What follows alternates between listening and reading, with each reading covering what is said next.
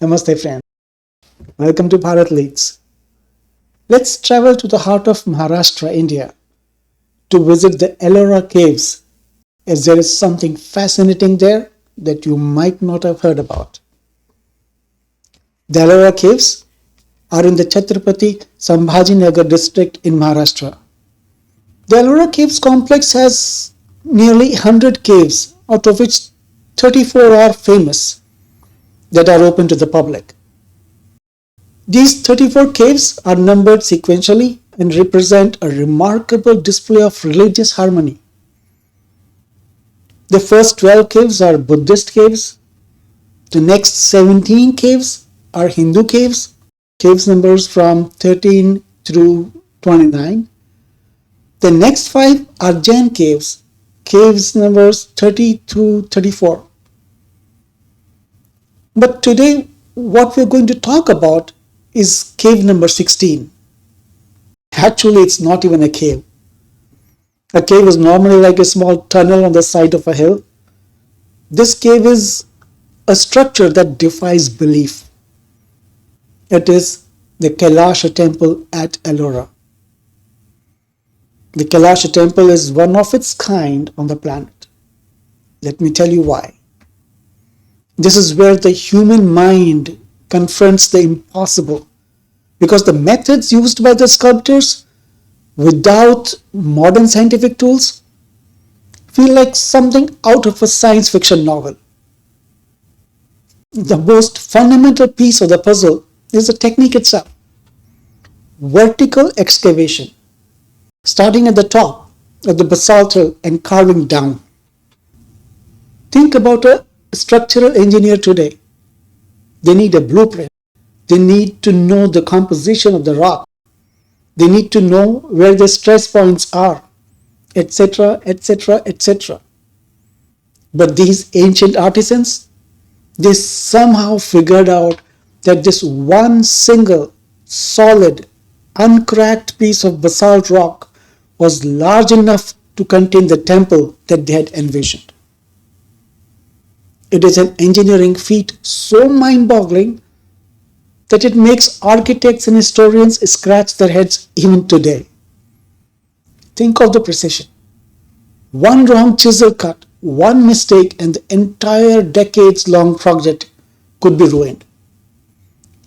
Yet what remains is a perfectly symmetrical, geometrically accurate, and breathtakingly detailed masterpiece.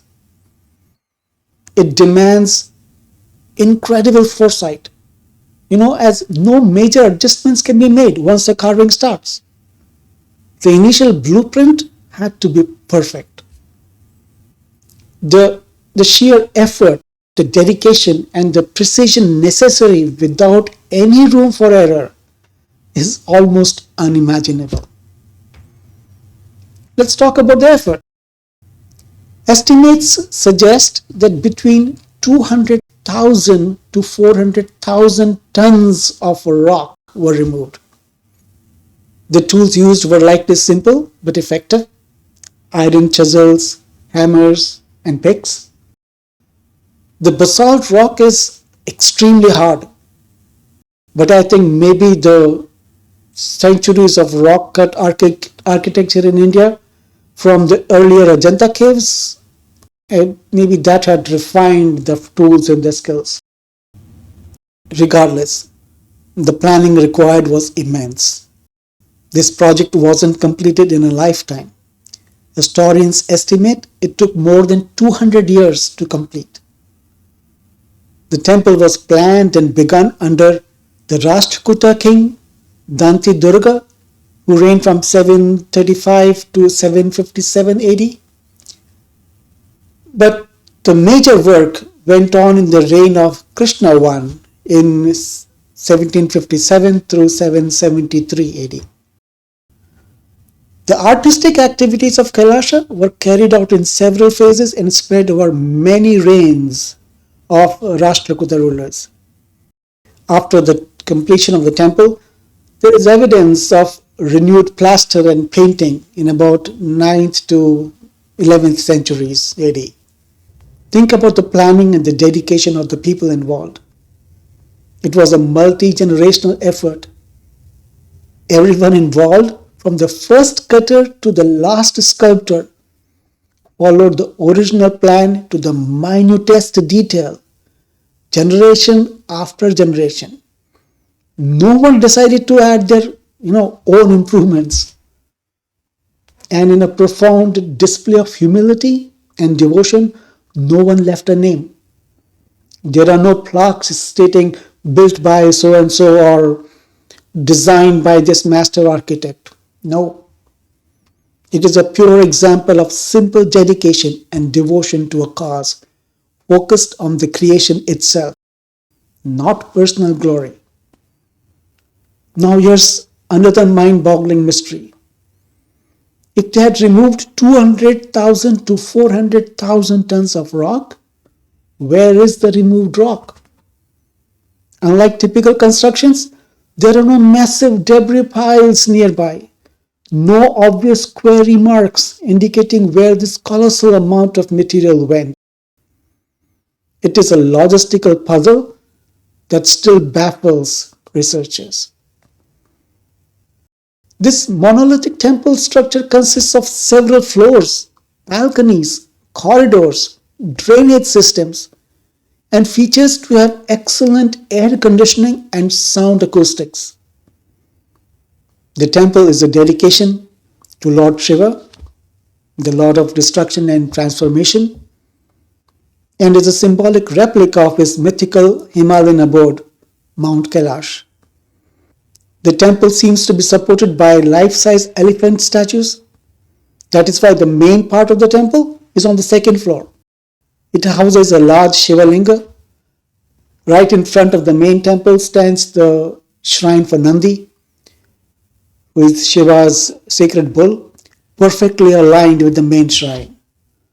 There is also a grand balcony view from this floor. Again, remember, all this is part of the same rock.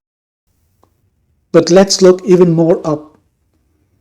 The main shrine culminates in a magnificent shikara, crowned by a unique feature, an intricately designed, perfectly geometric layout of 4 lions facing 4 directions. But here's the question. The temple is so deep in its pit, no one would be able to see that detail from the ground. What was the use of that perfection if practically invisible to the human eye? Was it supposed to be visible from above? It suggests the work wasn't for the appreciation of man, but for the deity himself. It speaks to a level of commitment where perfection was the standard, regardless of visibility. But the grand scale, the true magic, lies in the details. Every surface of Kailasha Temple is a canvas for Hindu religion and its scriptures. You can spend hours tracing the narratives carved into the walls and columns. Look for the famous panel depicting Ravana shaking Mount Kailash, a powerful scene from Ramayana where the demon king attempts to uproot the mountain, only to be effortlessly subdued by Shiva pressing his toe down. This particular sculpture is one of the most dynamic and dramatic pieces of ancient Indian art in existence. The temple also showcases depictions from Mahabharata, along with countless celestial beings, goddesses, and of course Shiva in his various forms, as the ascetic, as Nataraja, the dancer, and with his consort Parvati. The Kailasa Temple stands not just as a testament to its builders, but to its own endurance. After the temple flourished for centuries, it faced immense peril. During the Mughal Empire, the fanatical ruler Aurangzeb, known for his destruction of Hindu temples, ordered the complete demolition of the Kailasha Temple. Historical accounts suggest that he sent 1,000 men to destroy the structure.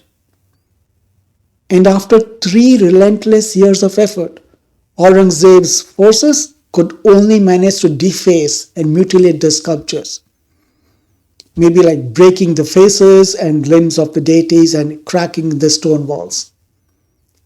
They failed entirely to tear down the monolithic structure. The incredible integral strength of the top-down carved rock proved to be its ultimate defense. The sheer difficulty of dismantling a temple that is part of a living mountain forced the invaders to abandon their campaign. This story cements the Kailasha Temple's status not just as an architectural marvel, but as an icon of cultural resilience and survival. The Kailasha Temple is more than just a temple. It is a testament to human will, faith, and ingenuity. It stands as a profound question mark in the history of engineering, silently asking us to reevaluate what was truly possible in the 8th century. It is a place that humbles you, a place where the echo of a forgotten civilization's belief in the divine is literally etched in the mountain itself. Hope you liked it. Please like, share, and subscribe. Jai Hind.